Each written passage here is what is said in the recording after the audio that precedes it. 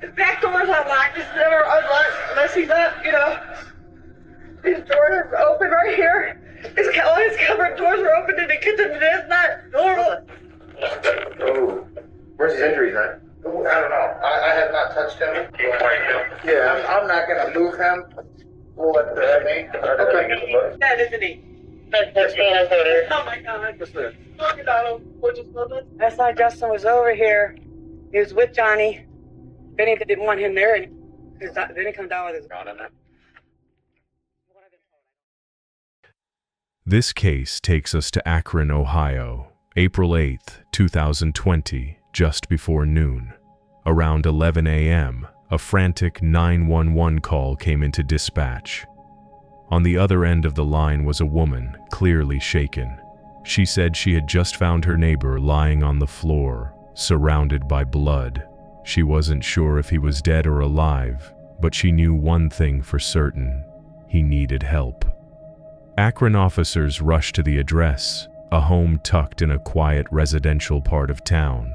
When they arrived, they were met by a frantic woman outside, visibly shaken and in tears. She identified herself as the caller and repeated what she had told dispatch. She had found her male neighbor upstairs, lying in a pool of blood. Cautiously, officers made their way inside. The first floor seemed undisturbed, nothing immediately out of place, but as they climbed the stairs to the second floor, that changed. There, lying motionless on the ground, was a man, and surrounding him was a massive pool of blood. As officers examined the victim where he lay in the hallway, it was hard to determine exactly what had happened to him, but when they stepped into the nearby bedroom, the picture became clearer and far more disturbing. Blood was everywhere. It stained the floor, soaked into the bed, smeared across a pile of clothes, and even streaked the walls. One particular pattern on the wall stood out, a distinct splatter, the kind often associated with a knife attack. Upon closer inspection, the victim was found to have multiple stab wounds around the neck, back, and head. What had begun as a welfare check quickly turned into a homicide investigation. Downstairs, in the kitchen, officers noticed signs of a possible robbery. Drawers had been rifled through, and items were out of place, adding another layer of mystery to an already grim scene. Attention then turned to the woman who had made the 911 call. She identified herself as Sarah Evans. According to Sarah, the victim was 53-year-old Benjamin King. She told investigators that she and Benjamin were close friends. She lived just a few doors down, and the two saw each other several times a week. Sarah told investigators that her morning started like any other. She had tried calling Benjamin, but he didn't answer. At first, she wasn't too concerned. But later, after getting dressed for the day, she decided to walk over to his house just to check in. When she knocked on the front door, there was no response. She knocked again, then she started banging. Still nothing. Growing more uneasy, she remembered that Benjamin sometimes left his side door unlocked. She walked around to check. When she got to the side door, she noticed it was unlocked. As she stepped inside, something immediately felt off. Kitchen cabinets were left wide open.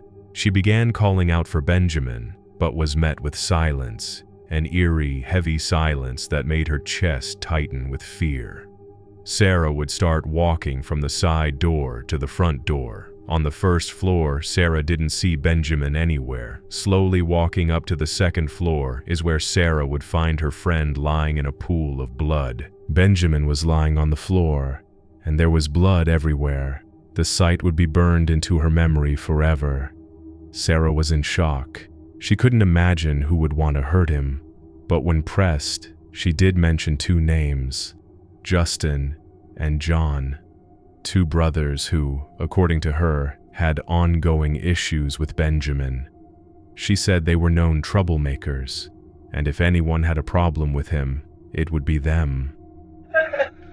The back door's unlocked. It's never unlocked unless he's up, you know. His doors are open right here. All his cupboard doors are open in the kitchen, and that's not normal. Oh, where's his injuries at? I don't know. I have not touched him. Yeah, I'm not gonna move him. We'll let the inmate. Okay. Dead, isn't he? Oh my God. Look at Donald. Last night Justin was over here. He was with Johnny. Benny didn't want him there, and then he come down with his gun in it. What I've been told, I don't know. Justin had a reputation in the neighborhood, and not a good one. Most people tried to avoid him. If he wasn't getting into fights, he was asking neighbors for handouts. His presence often brought tension, and people generally kept their distance. When investigators began speaking with others on the block, several neighbors mentioned something odd they had noticed that morning: a gold-colored Hummer parked near Benjamin's house. It had been hanging around for a while, and it stood out. To them, it didn't feel right, especially now with what had happened. My parents' porch, and I saw this goldish, older style Hummer, big body Hummer, speed away from over here. I didn't hear no noises like gunshots or anything. Okay. But How about what time was that? Probably 10:30, 11-ish. Another eyewitness came forward and told investigators that the gold Hummer belonged to Justin and his brother. According to him, it wasn't the first time there had been tension. He had often seen Benjamin arguing with the two brothers over money and other issues. The disputes weren't quiet either. They were loud, heated, and frequent. Assuming Jaybird being connected to a Hummer. Correct. I know that I've seen him many times with With a Hummer? Hummer. What color? What for that truck? It's like a dusty gold like that. With mounting witness statements and growing suspicion, Justin quickly became investigators' #1 suspect. Multiple people claimed they saw him near Benjamin's house that morning, lingering for about 20 minutes, and in a crime this violent, 20 minutes would be more than enough time. Shortly after the investigation began, a young woman named Patricia was notified of her father's death. As Benjamin's next of kin, she was the one left to bear the heartbreaking news. When investigators spoke with her, Patricia didn't hesitate. She said the only person she believed could have killed her father was Sarah, the very same woman who had found Benjamin's body. Patricia went on to explain that she believed Sarah had been taking advantage of her father, and she suspected there was more going on beneath the surface of their so-called friendship. Did you talk to that down there? He down there has been paying his bills, and she's been taking all his money. She's not giving him the bills. She's keeping them. She is writing on the receipts what she is supposed to pay versus what she really paid. She took upon herself to help him. There we go. And that's her way to get by taking his money.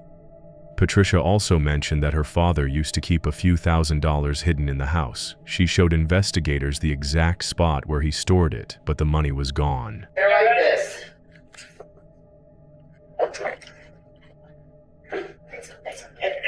Was it in there? No, it's in a container like this. Yep. Whoever did this knows exactly where he hid his money. And she's one, and Johnny, those are the two that come down here. Justin's older brother, John, had a known address on file, so investigators decided it was time to pay him a visit. When they spotted him nearby, they stopped to ask a few questions, starting with the most important one. When was the last time you saw Benjamin? John told them he used to hang out with Benjamin all the time. He also acknowledged the tension between Benjamin and his brother Justin. According to John, Benjamin had loaned Justin some money, but Justin wasn't paying it back. It had become a regular point of frustration. Benjamin would often complain about how badly he needed the money and how tired he was of waiting. Do you go over and see him quite often? Yep, sure do. Go over and drink a beer with him just about every day. Get away from my house, don't you ever come back again. He says, I've loaned you money 4 or 5 times. I'm on a fixed income here. I can't just keep giving. Yeah. He physically pushed him? Oh, yeah. 19 hours after the murder, investigators finally located Justin and brought him in for questioning about his potential involvement. At first, Justin spoke openly. He told detectives that Benjamin and his older brother John had been friends since childhood, and because of that, Justin had grown up around Benjamin. In his words, Benjamin was like a stepfather to him. Justin said Benjamin had always been there for them, whether it was providing food when they were hungry or helping out with bills when they couldn't make ends meet. He admitted that he had trouble paying Benjamin back the money he owed. He knew he was in the wrong, but insisted he would never hurt Benjamin. In fact, he said Benjamin was the only person who had truly helped his family for as long as he could remember. When detectives pressed him further, Justin shifted the focus. If anyone would have had a reason to hurt Benjamin, he said, it was Sarah, the same woman who had discovered Benjamin's body. He called her that old lady and hinted that she had something to gain from Benjamin's death.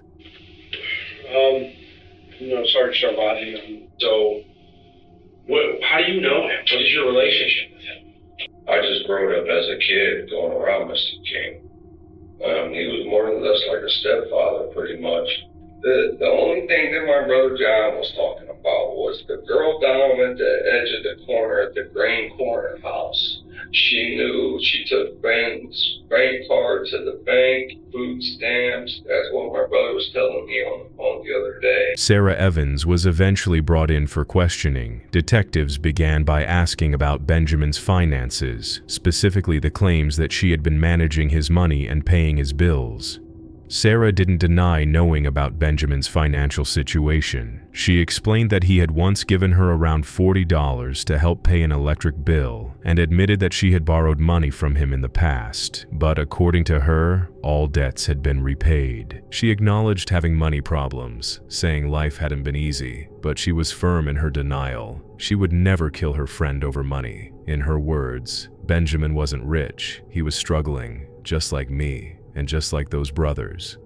Sarah also added that she was dealing with her own challenges. Her son had just gotten out of prison, and she was trying to help him get back on his feet. Another mouth to feed. More stress, but not a motive for murder, she claimed. And that you would pay his bills? Well, that's where we had a dispute. But it wasn't anything was between me and him, it was me and his daughter. I went to pay his bill. One night I paid $40 on it. I needed to borrow that. He said, go ahead. Did not remember. I paid him back his $40. That's why I was still around here. What kind of bill? It was electric bill. I paid him back. That's why I was up there. You weren't there. Just wanted his daughter to go pay the bills now, so he didn't have a problem with that. Would your son be capable of something? Oh God, I pray not. No. At first, Jason Shockley wasn't even on the investigators' radar. In fact, this was the first time they were even hearing his name, but that would change quickly. While detectives were conducting interviews, someone who had been arrested earlier that same day came forward with unexpected information. During his own booking, the man told officers that he knew someone who had killed an older man named Benjamin. That someone was Jason Shockley. So you told one of the deputies you got some information about a homicide? It's about the old guy that got stabbed. Uh-huh. Yeah, his mother found the body. Everybody in the neighborhood know the kid did it. His son, her son. Okay. How do you know that? Yeah, he called me. Well, I seen him a couple days after it happened, and he told me everything. Uh-huh. Yeah. And then I heard him and his mom arguing over the phone. It wasn't going to go that far. Because she always going over the house, cleaning up when she's been doing that for years. 6 weeks passed with no new leads in Benjamin's case. But on the night of May 21st, everything began to shift. Around 10 p.m., Akron Dispatch received a call from a concerned man. He told the dispatcher he hadn't heard from his father in several days and was starting to worry. What made things worse? His father's neighbors had also reached out, saying they hadn't seen him since Saturday. The man was hoping for a simple explanation, but what followed would only deepen the mystery. Akron Police and Fire, Canty. Hi, my name is George Bayless. I'm down in Florida now, but my father's still up in Akron. We haven't been able to get a hold of him, and some of his neighbors got a hold of me today, too, and said they haven't seen him since Saturday. They said there were some people over there they didn't really recognize. An officer was dispatched to the address, assuming it was just another routine welfare check. The caller, George, was worried about his father, Gary, who hadn't been heard from in days. When officers arrived at Gary's home, they knocked on the front door. No response. Hoping for better luck, they moved to the side door, but again, no answer. With George's permission, they forced entry by kicking the door in. Inside, they called out for Gary as they slowly moved through the house, but it didn't take long to find him.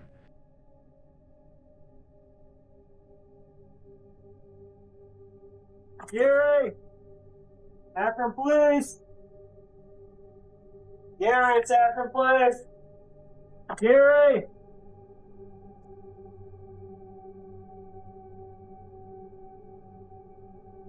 Near the steps inside the home, officers discovered Gary's lifeless body lying on the floor. From the condition of the scene, it was clear he had been dead for several days. He had suffered multiple stab wounds to the face, neck, and chest, brutal injuries that left no doubt this was a homicide.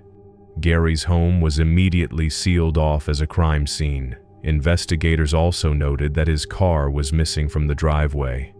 As they canvassed the neighborhood, those who knew Gary spoke highly of him. They described him as friendly, the kind of person who could strike up a conversation with anyone. But one detail stood out. Neighbors said they'd recently seen him spending time with someone new, a white man who walked with a cane. This is going to be probably a homicide by stabbing, and they took his car most likely. So I got 22 working on a bolo. I'm going to try to get another car here or two so we can start doing a canvas. Sunday, I think it was Sunday, that we saw him with some guy that had a cane. Yeah, and then they got in the car and left one there, but that's the last I seen. Got in what car? Gary's? Gary's, yeah. Gary's car was quickly listed in a Be on the Lookout, and to the officers' surprise, they got a hit sooner than expected. The vehicle had been spotted at a nearby gas station, not far from Gary's home. Surveillance footage confirmed it. Gary's car pulled into the lot, but there was a problem. The driver was never clearly seen on camera. However, the break investigators needed was just around the corner. A man came forward with information, not just about the car, but about the person who had been driving it. And what he told detectives would push the case in a new direction. Jason came over Saturday morning. He was going to help me work on the house I'm working on. He said, "Oh, I'll take you." And I said, "Wait a minute, Jason." I said, "I'm not getting in no hot car." I said, "Is that car hot?" He said, "No, the car's not hot." "You know, I wouldn't do you like that. The car's not hot." He said, "My friend let me use it. He went to Florida." What kind of car was it? You said it was a bluish car? It's a bluish color. I don't even know what kind of car it is, but I know what I saw. And when I read that description of the car, I put two and two together. Okay. The man who came forward told investigators that the person driving Gary's car was Jason Shockley, Sarah Evans' son. The revelation was hard to ignore. What were the odds? Jason had recently been released from prison, and now, within weeks, he was suddenly connected to not one, but two people who had turned up dead. And now, a witness was claiming Jason had been behind the wheel of Gary's missing car. All signs were beginning to point in one direction. Jason Shockley was looking more and more like a killer. Then, on May 22nd, investigators received a chilling phone call, this time from Sarah herself. She told detectives that Jason was sleeping at a specific location, and she was terrified. She confessed that if her son really was responsible for these murders, she feared she could be next. The address Sarah provided led officers to an abandoned building. It didn't look like much, but they had to check. Climbing in through a front window, officers cautiously moved through the first floor. No signs of Jason. Quietly, they made their way upstairs, clearing each room one by one. The front room, empty. The back room, also clear. But as they approached the middle room, they found a small bathroom, also empty. Then, just steps away, in the center room, they saw him. Jason Shockley was fast asleep on the floor.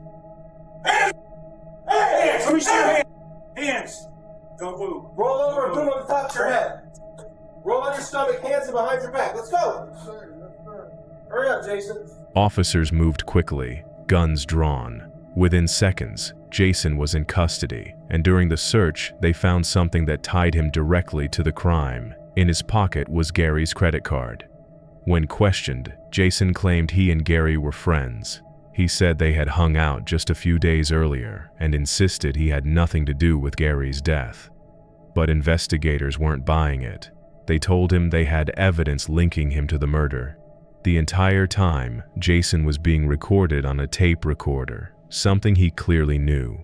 He spoke about how close he was to both Gary and Benjamin, calling them great friends, but he wouldn't go any further. Detectives continued pressing him, chipping away at his defenses. Eventually, Jason made a request. He asked them to turn off the tape recorder.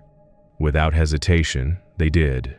What Jason didn't realize was that a surveillance camera in the corner of the room was still rolling, video and audio. The tape recorder may have stopped, but the truth was still being captured, and that's when Jason started to talk. He began telling investigators exactly what happened.